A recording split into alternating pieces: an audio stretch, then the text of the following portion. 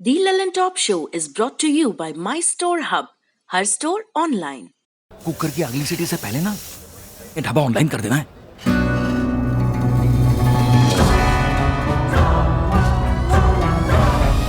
हम हो गए ऑनलाइन। आ गया है माई स्टोर ऐप। ये किसी भी स्टोर को ऑनलाइन करे सिर्फ 15 सेकंड में। माई स्टोर, अब हर स्टोर ऑनलाइन।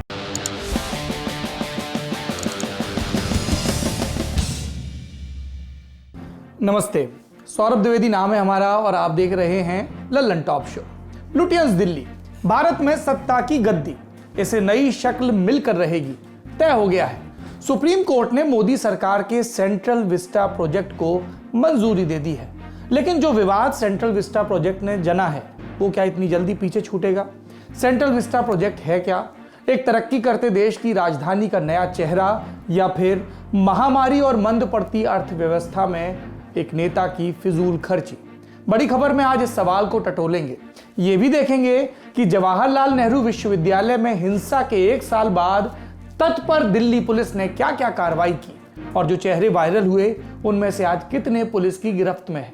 लेकिन सबसे पहले दिन का ये वीडियो देखिए। क्या खाना करवा रहे हो? खाऊंगा तो सही है भाई, जब कल हटाने का वहाँ के लड़का है तो ये हटा देने चाहिए। जब हटा देने चाहिए तो हटा देने है, क्यों ना हटाए देना फिर? तू जाति बना ले वीडियो तो ये चल मेरे साथ जाने जा रहा हूँ अरे तू के अपनी दुकानदारी खराब कर रहा है, जाते से इसके रख के यहाँ जूते, तू के अपनी दुकानदारी खराब कर रहा है। फिर दुकानदारी खराब करेगा तू, मानना भी जाएगा तो मैं खाने में डाल दूंगा। वीडियो बना साफ करके बना फूक ले, देख ले बना रहे हम कोई वो थोड़ा ही है। मैं बना रहा हूँ जूते को, तो लेके क्यों आया आप? मैं देख कर लाऊं ठाकुर से। ये वीडियो बुलंदशहर का है। लोगों ने सड़क किनारे एक जूता बिकता देखा जिसके तलवे पर ठाकुर लिखा था। नाराज लोगों ने जूता बेचने वाले दुकानदार के खिलाफ एफआईआर दर्ज करा दी। किसी जूते के नीचे एक जाति का नाम लिखा होगा तो किसी को बुरा लग जाए, ये समझ आता है, और ये भी कि ऐसे मामलों में एफआईआर करवाई गई। लेकिन ये क्या बात हुई कि लोग खुद ही दुकानदार को धमकाने लगे, दुकानदार का नाम ना से। ये समझने के लिए आपको ज्यादा दिमाग नहीं लगाना पड़ेगा कि इस नाम के साथ तलवे पर ठाकुर लिखा जूता बेचता कोई शख्स सरेआम विवाद में फंसे तो क्या नतीजा हो सकता है। एक सवाल हमारा बुलंदशहर की पुलिस से भी है। कितना दिमाग चाहिए ये समझने के लिए कि ये जूता किसी फैक्ट्री में बना होगा, जूता बेचने वाले ने खुद नहीं बनाया होगा। वो तो जूता ले आया और दुकान पर सजा दिया। फिर भी एफआईआर हुई दुकानदार के खिलाफ, उसे हिरासत में भी लिया गया। काश कि हमारे यहाँ पुलिस को नई गाड़ियों के साथ ऐसे मामलों में जरूरी संवेदनशीलता की ट्रेनिंग भी मिलती। जब पुलिस की इस अजीब कार्रवाई की निंदा होने लगी तो बुलंदशहर पुलिस ने ट्विटर पर लिखा कि इस प्रकरण में वर्तमान विधि व्यवस्था के अनुसार जो सुसंगत था वह कार्रवाई की है।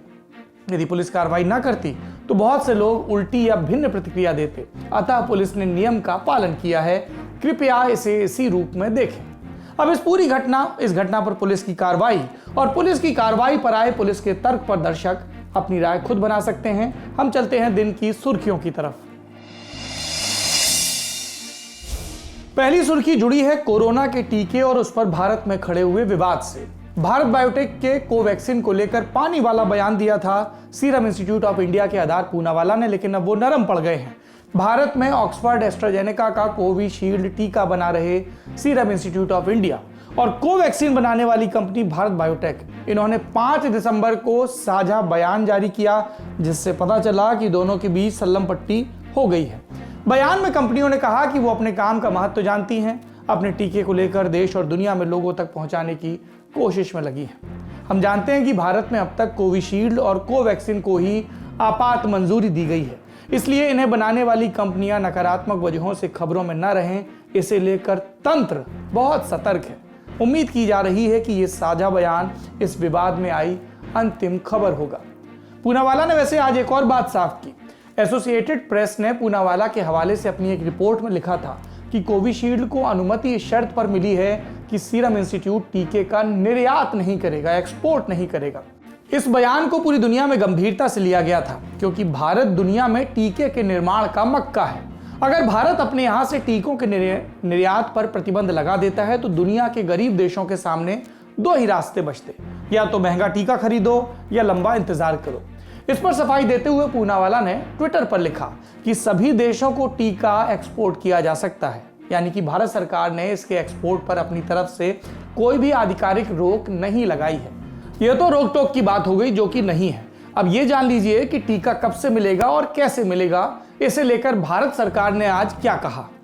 तो ये हमें ये बताता है कि हम इस स्थिति में हैं कि जिस भी दिन हम चाहेंगे EUA के 10 दिन के भीतर हम उसको EUA का अर्थ है इमरजेंसी यूज ऑथराइजेशन, ये बोलचाल की भाषा में शब्द प्रयुक्त होता है।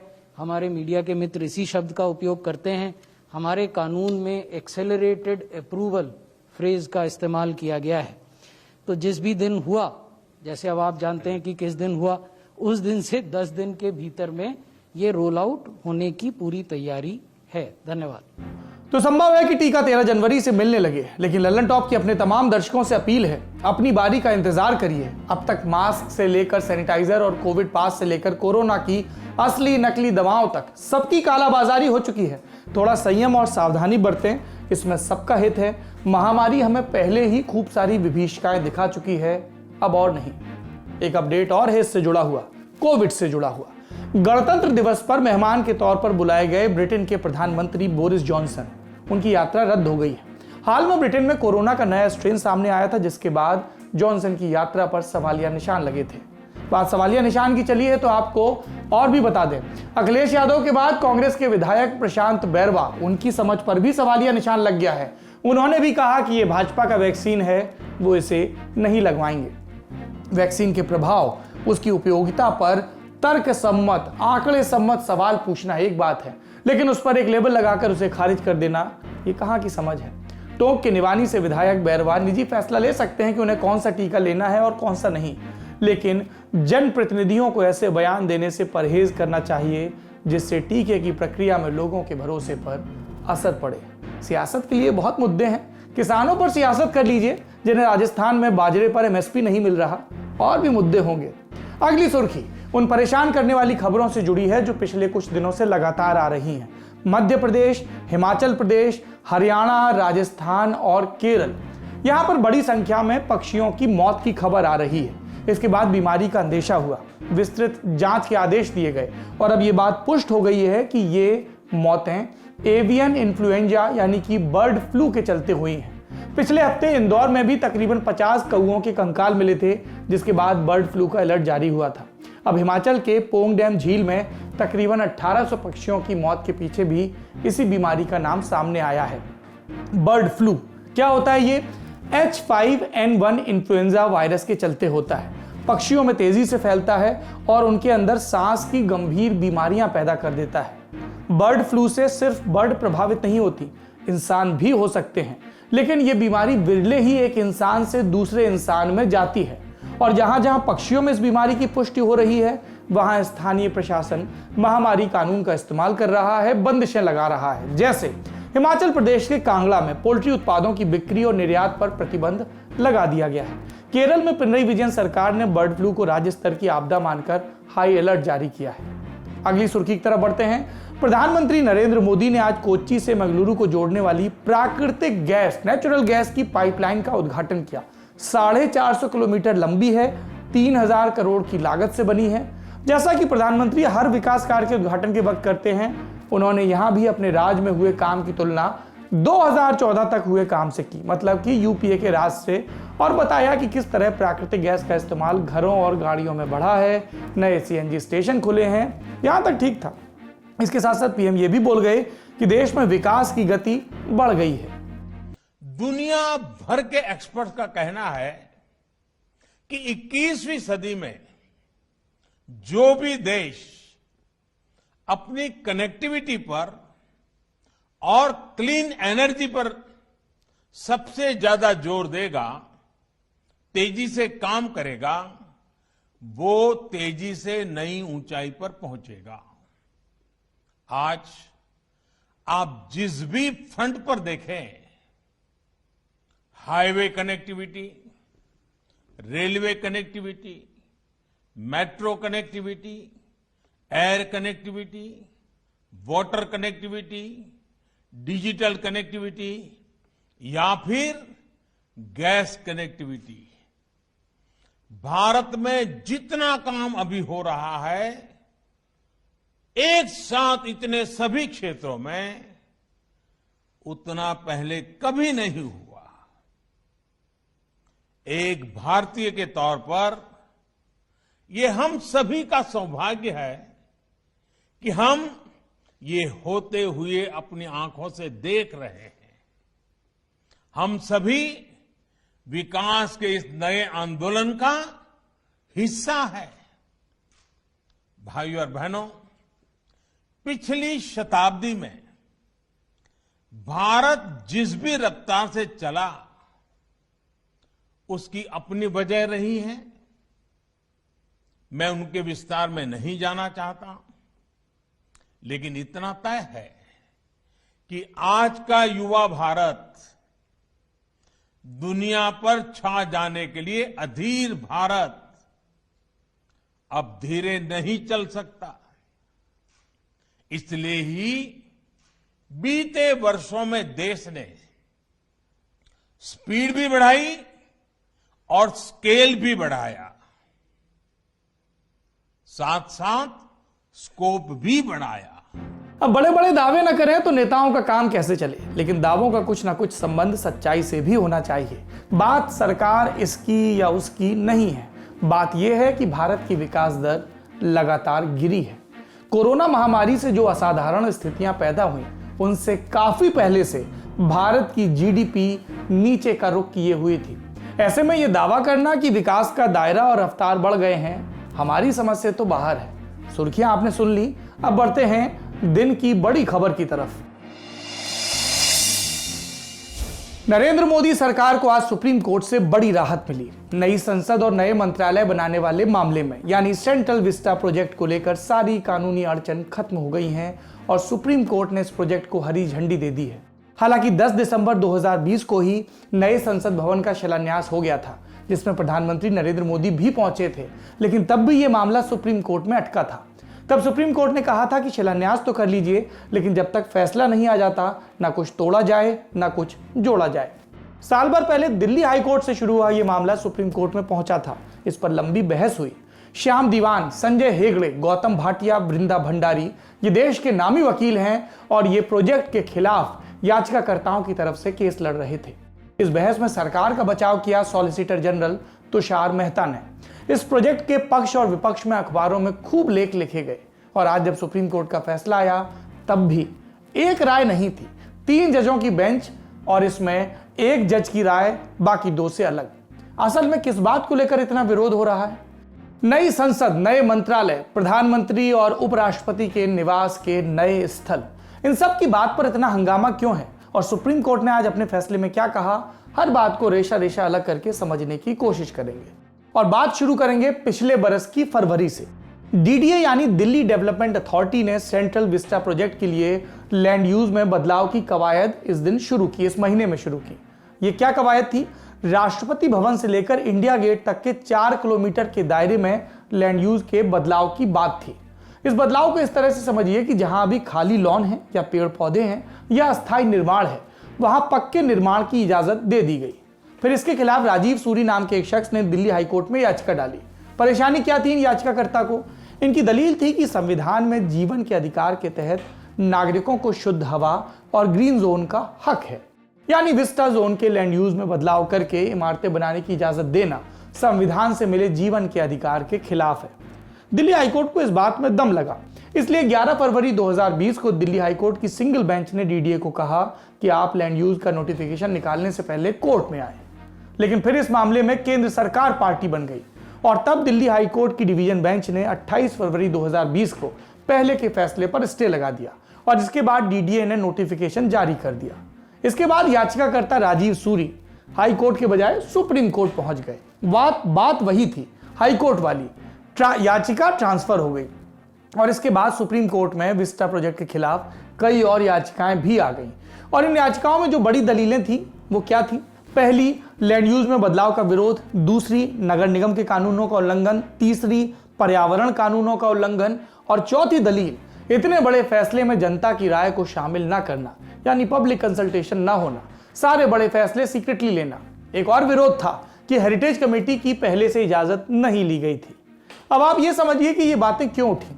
अगर देश के किसी आम हिस्से में कुछ बनाना होता तो शायद इतनी बातों का जवाब सरकार को ना देना पड़ता, लेकिन ये सेंट्रल विस्टा का मामला है और इसमें क्या खास है। दिल्ली के राजपथ पर राष्ट्रपति भवन से लेकर इंडिया गेट तक का एरिया सेंट्रल विस्टा कहलाता है। सेंट्रल विस्टा में करीब 44 बिल्डिंग आती हैं। संसद भवन, नॉर्थ ब्लॉक, साउथ ब्लॉक, ये सब यहीं पर आते हैं। इस पूरे जोन को रिप्लान किया जा रहा है सेंट्रल विस्टा प्रोजेक्ट के तहत। यह ऐतिहासिक इमारत वाली जगह है और कैसे रिप्लान किया जा रहा है इसके बारे में बताएंगे, पर अभी मसला यह है कि यह ऐतिहासिक विरासत वाली जगह है और दिल्ली के मास्टर प्लान 1962 में इस जगह के लिए कहा गया था कि यह समृद्ध संस्कृति की आकांक्षाएं पूरी करने के लिहाज से अहम जगह है। यानी इस जगह पर ऐसा कुछ भी तोड़ा, कुछ भी बनाया नहीं जा सकता। अगर कुछ बनाना है तो उस पर स्टडी होगी। ये देखा जाएगा कि अगले कम से कम 25 वर्षों तक इस जगह की जरूरतें कैसी रहेंगी, कितना ट्रैफिक, सीवरेज का कैसा सिस्टम, फ्लोर एरिया कैसा, और उसके बाद इस तरह की रीडेवलपमेंट पर पूरी स्टडी होती भी है, जिसके बाद सेंट्रल विस्टा कमेटी समेत संबंधित विभागों की इजाजत लेनी होती है। इसमें पर्यावरण मंत्रालय की एनओसी भी शामिल है और उसके बाद काम शुरू हो सकता है। नरेंद्र मोदी सरकार ने अपने तरीके से इस तरह की औपचारिकताएं पूरी की और उसके बाद सितंबर 2020 में ठेका निकालकर रीडेवलपमेंट का काम टाटा प्रोजेक्ट्स लिमिटेड को दिया।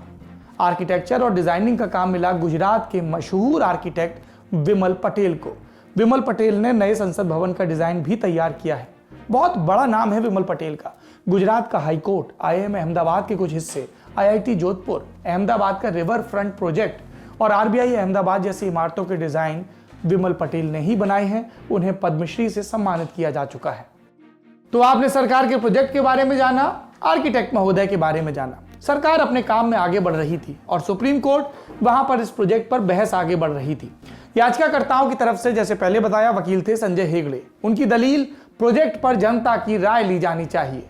उन्होंने कहा कि जब सुप्रीम कोर्ट बनाया गया तब भी पब्लिक कंसल्टेशन का मॉडल था, जबकि सेंट्रल विस्टा कमेटी ने इस मॉडल को तब भी मंजूरी दे दी जब देश में लॉकडाउन लगा था और मीटिंग भी वीडियो कॉन्फ्रेंसिंग के जरिए हुई। इस मीटिंग का, जिसका जिक्र हो रहा है, इसकी अध्यक्षता एडिशनल डायरेक्टर जनरल वर्क्स कर रहे थे, जिनका अब तक का तजुर्बा सिर्फ सड़कें बनाने का रहा है। प्रोजेक्ट की बिड और पर्यावरण को लेकर भी हेगड़े ने सवाल उठाए। अब सरकार का पक्ष जानिए। सॉलिसिटर जनरल तुषार मेहता ने कहा कि जो कुछ हो रहा है देश के हित में है, कानून संगत है। ये निर्माण एक पॉलिसी डिसीजन है जिन पर कोर्ट तब तक रोक नहीं लगा सकती जब तक मौलिक अधिकारों का हनन ना हो रहा हो। प्रोजेक्ट में मौजूद हेरिटेज भवनों को बिल्कुल भी नुकसान नहीं पहुंचाया जाएगा। ये म्यूजियम के तौर पर सहेज कर रखे जाएंगे। मेहता ने यह भी कहा कि अगर याचिकाकर्ताओं को पर्यावरण की चिंता है तो मैं भरोसा दिलाना चाहता हूं, इसका पूरा ख्याल रखा जाएगा। ये कुछ अहम हिस्से थे। अक्टूबर और नवंबर में इस मामले पर सुप्रीम कोर्ट में खूब बहस हुई। फिर 5 नवंबर को सुप्रीम कोर्ट ने फैसला सुरक्षित रखा। फिर बात आई शिलान्यास की। 7 दिसंबर को सुप्रीम कोर्ट ने केंद्र सरकार को शिलान्यास की अनुमति दी। हालांकि कोर्ट ने सरकार को इस बात के लिए लताड़ भी लगाई कि जब कोर्ट में इस पर याचिकाएं लंबित हैं तो आप निर्माण का काम कैसे शुरू कर सकते हैं। और तब सॉलिसिटर जनरल तुषार मेहता ने कहा था कि अभी हम कोई कंस्ट्रक्शन नहीं करेंगे, कोई तोड़फोड़ नहीं, कोई भी पेड़ों की कटाई नहीं, सिर्फ शिलान्यास। 10 दिसंबर को शिलान्यास प्रधानमंत्री मोदी ने किया और उसके बाद सबका इंतजार था सुप्रीम कोर्ट के फैसले पर, जो आज आया। फैसला देने वाली बेंच में 3 जज थे, justice AM Khanwilkar, justice Dinesh Maheshwari और जस्टिस संजीव खन्ना। फैसला देने में जस्टिस खानविलकर और जस्टिस माहेश्वरी की एक राय थी और जस्टिस खन्ना की राय इनसे थोड़ी अलग थी, यानी 2-1 के बहुमत से यह फैसला आया। बेंच का बहुमत जिस तरफ होता है वही कोर्ट का फैसला माना जाता है, हम जानते हैं। कोर्ट ने माना है कि विस्टा प्रोजेक्ट को मंजूरी देकर सेंट्रल विस्टा कमेटी और हेरिटेज कंजर्वेशन कमेटी ने ठीक किया है, यानी कानूनी रूप से ये फैसले सही थे। कोर्ट ने पर्यावरण समिति की सिफारिशों को भी वैध और न्यायोचित माना है। फैसला पढ़ते हुए जस्टिस खानविलकर ने कहा कि DDA का नोटिफिकेशन वैलिड और लीगल है। बेंच ने पर्यावरण मंत्रालय से कहा कि भविष्य के जो भी प्रोजेक्ट हो उनमें स्मॉग टावर्स भी लगाए जाएं। कंस्ट्रक्शन के दौरान स्मॉग गन्स का भी इस्तेमाल हो। इन दोनों का इस्तेमाल प्रदूषण को कम करने के लिए होता है। ये तो फैसले की बात हो गई। अब जस्टिस खन्ना के डिसेंट नोट की बात करते हैं। उन्होंने कहा कि हेरिटेज कंजर्वेशन कमेटी का पहले से अप्रूवल नहीं लिया गया था, इसलिए इस मामले को दोबारा जन सुनवाई के लिए भेजा जाना चाहिए। जस्टिस खन्ना ने यह भी कहा कि जहां तक प्रोजेक्ट के लिए टेंडर जारी करने या मंजूर करने की बात है तो उसमें मैं अपने साथी जजों की बात से सहमत हूं, लेकिन पहले लैंड यूज चेंज करने के पहलू पर मेरा यह मानना है कि यह प्रक्रिया कानून के लिहाज से गलत मानी जाएगी, bad in law. Justice Khanna ने यह भी बताया कि इसे वो बैड इन लॉ क्यों कह रहे हैं। 2 बिंदु। पहला, पब्लिक के पार्टिसिपेशन के लिए कोई डिस्क्लोजर नहीं किया गया। दूसरा, हेरिटेज कंजर्वेशन कमेटी की पहले से अनुमति नहीं ली गई। सुप्रीम कोर्ट का फैसला मैंने आपको बता दिया, जो डिसेंट नोट था वो भी बता दिया। यह फैसला सरकार के लिए विन विन सिचुएशन है, लेकिन प्रोजेक्ट का विरोध अब भी चल रहा है। हमने अल्पना किशोर से बात की, जो लगातार इस प्रोजेक्ट पर लिख रही हैं। देखिए, सबसे पहले तो मैं ये कहूंगी कि हरी झंडी नहीं मिली है, ये गलतफहमी है एक किस्म की। मैं वकील नहीं हूं, लेकिन मेरे हिसाब से और जो सारी आर्किटेक्ट कम्युनिटी है, प्लानिंग कम्युनिटी है, उनके हिसाब से भी जिस तरह की जजमेंट दी गई है उसमें बहुत से ऐसे स्टेप्स दिए गए हैं जो गवर्नमेंट को पहले ये स्टेप्स लेने पड़ेंगे, उसके बाद ही ये प्रोजेक्ट आगे बढ़ सकता है। और सबसे बड़ी बात है कि ये जो स्टेप्स वो लेंगे उसमें पब्लिक कंसल्टेशन जो है, जो पीपल की पार्टिसिपेशन है, वो बहुत जरूरी है, उस पर पूरी एम्फोसिस दी गई है।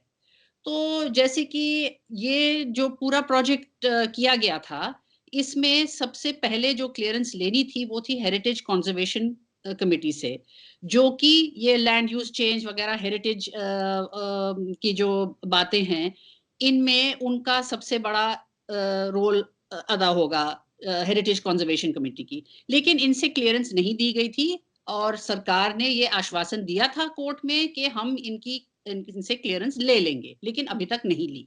तो सबसे पहले तो ये क्लियरेंस लेनी है। अब ये जो हेरिटेज कंजर्वेशन कमेटी है, इसमें तो लिखा हुआ है उसके कानून के तहत कि पब्लिक कंसल्टेशन जरूरी है। तो ये पब्लिक कंसल्टेशन सबसे पहले ये होनी है, और ये सिर्फ सेंट्रल विस्टा के लिए नहीं, ये पार्लियामेंट के लिए भी, जिसकी ये भूमि पूजन हो चुकी है, उसके लिए भी, जो नया पार्लियामेंट है उसके लिए भी ये जरूरी है। तो मैं नहीं कहूंगी कि ये हरी झंडी है, ये एक बहुत सोची समझी एक जजमेंट दी गई है, जिसमें जितना कोर्ट कर सकती है, मतलब एग्जीक्यूटिव में अपने जुडिशियल रिव्यू के साथ कर सकती कॉन्स्टिट्यूशनली, वो उसने किया हुआ है, उसके आगे नहीं बढ़ी है। मतलब जुडिशियल एक्टिविज्म यहाँ नहीं है। जो कोर्ट कर सकती है उन्होंने कहा है और कह दिया है, और जो प्रोसेस फॉलो होना है उसके लिए उन्होंने क्लियरली एक मतलब इंस्ट्रक्शन दी है कि जजमेंट में कि ये आपने करना ही है। तो अभी तक तो जब तक सरकार हेरिटेज कंजर्वेशन कमेटी से क्लियरेंस ना ले, ये प्रोजेक्ट आगे नहीं बढ़ सकता। ये मेरी अंडरस्टैंडिंग है। कोर्ट के फैसले से नाइत्तेफाकी रखने की इजाजत हमारा लोकतंत्र देता है, लेकिन सरकार को इसी फैसले का इंतजार था और अब रीडेवलपमेंट का प्रोसेस तेजी से शुरू होगा। सबसे पहले 2022 तक नया संसद भवन बनाने का प्लान है। इस मामले में जो भी अपडेट आएंगे हम आपको देते रहेंगे। अब बढ़ते हैं अगली बड़ी खबर की तरफ। बड़ी खबर में अब बात उस विश्वविद्यालय पर हुए हमले की जो मोदी सरकार द्वारा जारी की जाने वाली तमाम रेटिंग्स में हर साल अव्वल रहता है। जवाहरलाल नेहरू विश्वविद्यालय JNU 5 जनवरी 2020 को 3 घंटे तक नकाब ओढ़े गुंडों ने इस यूनिवर्सिटी को अपने कब्जे में रखा। छात्रों को ढूंढ ढूंढ कर पीटा। छात्र और अध्यापक समेत 26 लोग जख्मी हुए। नकाब था, किसी हमलावर की पहचान नहीं हुई। ऐसा था क्या? अगर था तो फिर दिल्ली पुलिस ने कितनों पर कार्रवाई की पहचान करके? इस सवाल पर आएंगे, लेकिन पहले आपको एक क्विक रिकैप दे देते हैं हुआ क्या था। उन दिनों JNU में हॉस्टल में फीस वृद्धि को लेकर एक छात्र आंदोलन चल रहा था। 5 जनवरी 2020 को क्या हुआ, इसे लेकर इतने दावे हैं कि गिनते गिनते भोर का सूरज निकल आए। लेकिन कुछ बातों को लेकर एक तरह की आम सहमति है। वैसे सहमति इस पर भी रहे कि सूरज भोर में ही निकलता है, लेकिन कई बार क्या होता है कि साहित्य पढ़ने वाले लोग ऐसे अजीबो गरीब रूपक देते जाते हैं जिससे आप चौकन्ने हो जाएं। हो गए चौकन्ने? चलिए अब रिकैप पर बढ़ते हैं। छात्र आंदोलन के वक्त JNU में लगभग सभी गुटों ने आंदोलन का समर्थन किया, चाहे दक्षिणपंथी हो, चाहे वामपंथी या मध्यमार्गी। इसके बाद 5 जनवरी की शाम आती है और हिंसा की पहली खबर यह कि ABVP से जुड़े छात्रों पर एक हमला हुआ। इस हमले में हमलावर कौन थे, हताहत कौन थे, इसे लेकर पक्की जानकारी नहीं मिलती। सोशल मीडिया पर कई तरह के दावे हैं और कई वीडियो भी हैं, लेकिन यह कहा गया कि ABVP से जुड़े छात्रों पर हमला हुआ है और कई लोगों ने माना भी। लल्लन टॉप की कवरेज में भी कुछ लोगों ने यह बात कही। तो विद्यार्थी परिषद के कार्यकर्ताओं पर हमले के बाद क्या होता है? इसी दिन यानी कि 5 जनवरी की शाम को जेएनयू में बाहर से आए गुंडे हमला करते हैं। इनमें से एक की पहचान एबीवीपी की कार्यकर्ता कोमल शर्मा के रूप में की जाती है। कोमल दिल्ली यूनिवर्सिटी के दौलत राम कॉलेज की छात्रा थी। हमलावर जेएनयू में छात्रों को निशाना बनाते हैं। फोकस रहता है वामपंथी दलों से जुड़े छात्रों पर। इसी रोज जेएनयू के गेट के सामने छात्रों से हमदर्दी जताने आए योगेंद्र यादव पर भी हमला होता है। उनके साथ वाले लोग पास खड़ी पुलिस से हाथ जोड़ते हैं, लेकिन पुलिस योगेंद्र यादव के पिटने के बाद तक दखल नहीं देती। जेएनयू के सामने की स्ट्रीट लाइट बहुत देर तक बंद रखी जाती है, फिर अचानक शुरू हो जाती है। मीडिया में कई ऐसे व्हाट्सएप ग्रुप्स की बात सामने आती है जिन पर जेएनयू पर हमले की प्लानिंग की गई, लोगों को इकट्ठा किया गया। इसके बाद 9 जनवरी की शाम दिल्ली पुलिस एक प्रेस कॉन्फ्रेंस करती है, मामले की निष्पक्ष जांच की बात करती है, लेकिन ज्यादातर नाम लिए जाते हैं वामपंथी संगठनों से। मिसाल के लिए उस वक्त की स्टूडेंट यूनियन की प्रेसिडेंट आयशी घोष। पुलिस 2 ऐसे लोगों के नाम भी लेती है जिनका संबंध एबीवीपी से बताया गया, लेकिन पुलिस ने तब संगठन का नाम नहीं लिया। इसके बाद जेएनयू में हुई हिंसा धीरे धीरे पीछे छूटने लगती है। पहले दिल्ली दंगे, फिर कोरोना महामारी, ये सारी खबरों को पीछे कर देते हैं। इस मामले में 3 एफआईआर होती हैं, लेकिन फिर मामले में बनी स्पेशल इन्वेस्टिगेशन टीम ठंडी पड़ जाती है। जेएनयू प्रशासन अपनी तरह से भी एक जांच बैठाता है, लेकिन वो भी बेनतीजा रहती है और फिर भंग कर दी जाती है। बताने को बस इतना है कि चाहे तो अखबारों में उन छात्रों और अध्यापकों के बारे में पढ़ सकते हैं जिनका दावा है कि पुलिस ने एक बार भी उनसे बात करने की कोशिश नहीं की। लेकिन इसमें हैरानी है क्या? ऐसे मामलों को छात्रों के बीच की गुंडई बताकर किनारे कर देने की हमारे यहाँ लंबी और गौरवशाली परंपरा है। फिर इससे क्या फर्क पड़ता है कि पिटने वाले छात्र देश के नंबर 1 विश्वविद्यालय के थे या अध्यापक प्रतिष्ठित अकादमिक जगत से आते थे? जैसा चल रहा है चलने दीजिए, यही हमारा भाग्य है, क्योंकि हमने अपने यहाँ हुक्मरानों को ये सब करने की छूट दे रखी है, सवाल करने भर को अपराध बनाकर। आज के लल्लन टॉप शो में इतना ही। सवाल पूछते रहिए, क्योंकि जब आप सवाल नहीं पूछेंगे तब आप ना तो लोकतंत्र के भागी होंगे और ना ही अधिकारी। शुभ रात्रि। सिर्फ सच्ची सहेली ही है महिलाओं के उन मुश्किल दिनों की हर समस्या, जैसे कठिन दर्द, थकान व कमजोरी जैसी सभी प्रॉब्लम्स के लिए नंबर 1 औषधि एवं टॉनिक